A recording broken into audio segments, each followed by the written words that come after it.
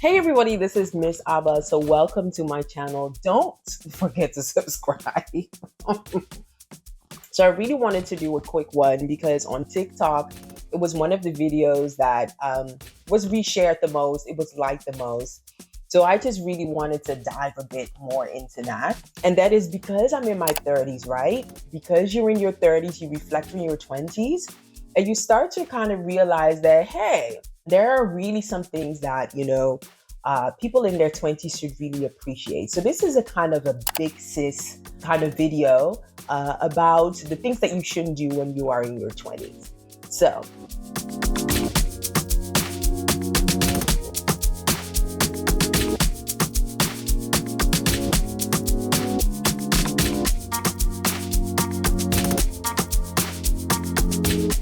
being in your 20s is such an exciting time.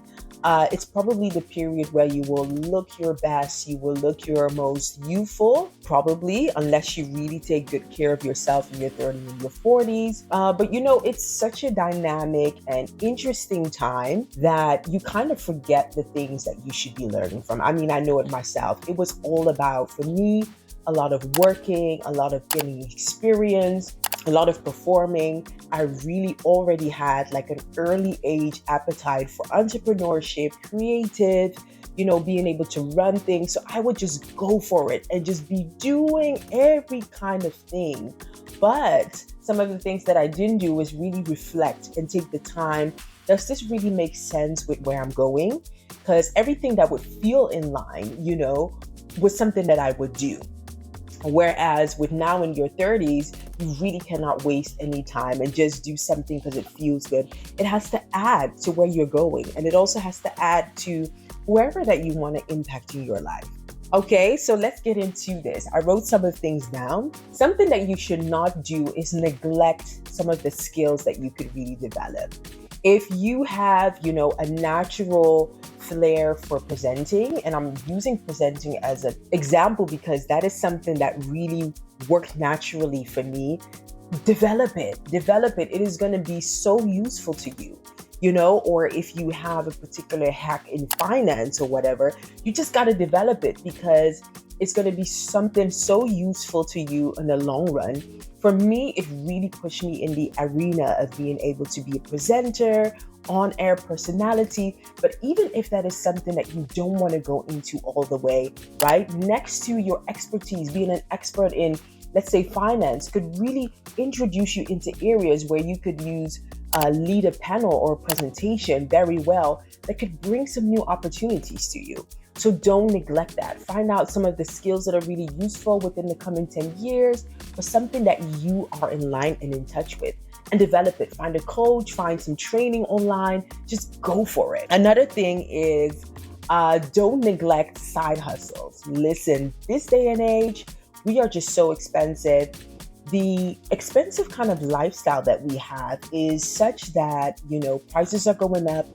What we are paying for apartments and, cars and things like that have just gone up. I mean, if back in the day you could have a car for maybe 2,000 euros, honey, that 2,000 euros is 5,000 euros now. You know what I mean? So it's really important that instead of you just really wanting to go and run and be like, all the creators and everything that they do, start having a plan and think of side hustles and things that you are good at, to get as an extra income or something like that, whether that be, in my case, I had, side hustle. It started as a side hustle, which was presenting, doing some voiceover work. What also was a side hustle was sometimes doing hair, but that was way back because I let that go. Side hustles. I mean, side hustles, don't neglect them because they really do you good.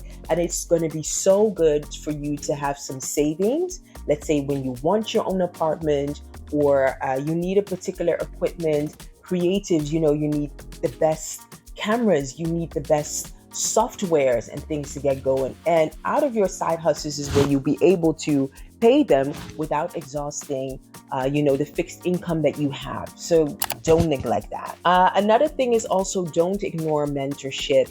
It is so good to have a mentor. If you're in your 20s, somebody that is like up until like the 40s or maybe early 40s that can relate to the crazy and hectic life that you have, the hip life that you have, the fashion, and doing things. If you can find a good one that is sincerely interested in supporting you and is not looking for some nasty or creepy kind of way to, get some things in exchange.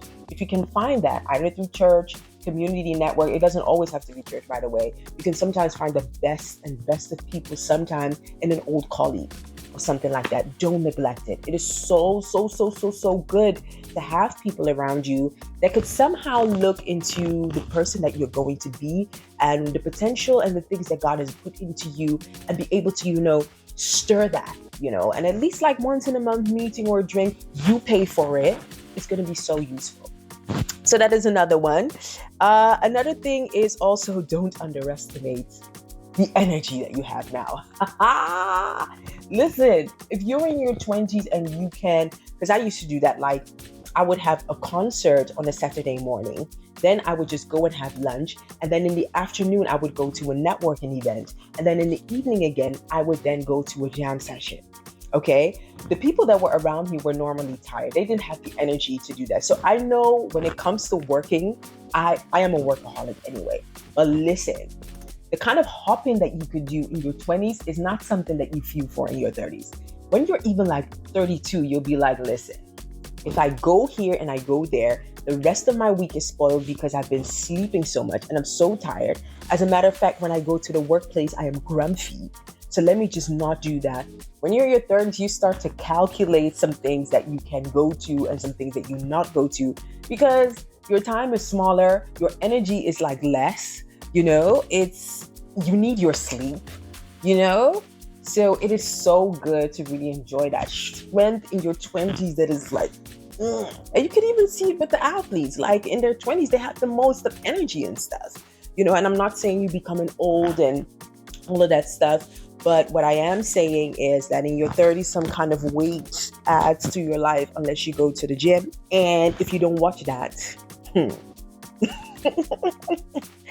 And the last piece of advice is, dress, look good and smell good. Don't exhaust your wallet, but there is something so good. Listen, I am for, dressing good, being able to dress appropriately, and let it fit your budget. I mean, if you have a budget of 100 and something, Zara has the best of sales, Bershka has the best of sales, Pull and Bear, all of these other things. Sometimes vintage people that can actually dress you have some people that can really go to vintage stores and find things. Oh man, just look good. When you go to church, dress. If you go to the office, nice. It's just nice. For me, it just makes me feel better and things like that. And I think you should try it. Anyway, to all my sisters and brethren, in their 20s, enjoy. Time doesn't wait for anybody. As a matter of fact, it doesn't care about no one. Enjoy it, and really work on what God and everything has put into you. Let it spark life, let it inspire people, and enjoy your 20s because 30s is different.